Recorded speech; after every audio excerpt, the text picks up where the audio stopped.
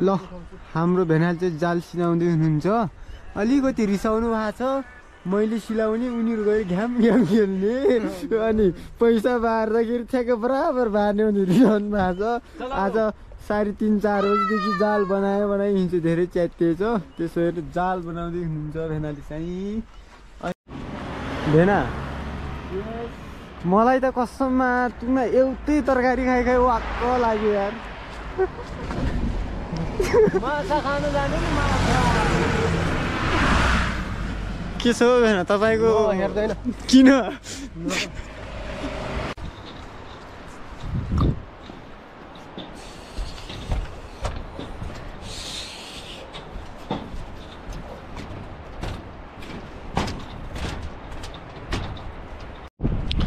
आज फेरि हामी ढुङ्गा लाउन आछौँ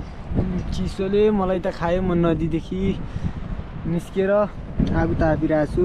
मेरो दोस्तसँग यस्तो खतरा माछा लाग्यो भनेर भिनाजुहरूले ढुङ्गा नहल्लाएर नै त्यहाँ माछा निकालेर एकदमै झोलामै प्याक गरी ल्याउनु भएको छ अब हेरौँ है साथीहरू कस्तो रहेछ कतिको धेरै रहेछ माछा चाहिँ धेरै रहेछ क्या है होइन मलाई त झन्डै झन्डै धाल्यो नि अनि अब्बु यसरी लाग्यो गाइस लोकल असला असला यसरी जालमा माछा मार्ने सिस्टम एकचोटीमा हेर्नुस् हेर्न सक्नुहुन्छ त हजुरहरूले धेरै भाग्यो होला हैन कहाँमा त जिउने अरु यहाँ जिउने अराउन नसकेर त अब्बु माछा त है देखिन्छ नि असला माछा है असला माछा यो चाहिँ ढुङ्गा हल्लाएर निकालेको एकदमै कुर्भेत हुनु मुस्किल हुन्छ कुर्भेत्यो भने चाहिँ एकदम माछा खतरा निस्किन्छ एकै ठाउँमा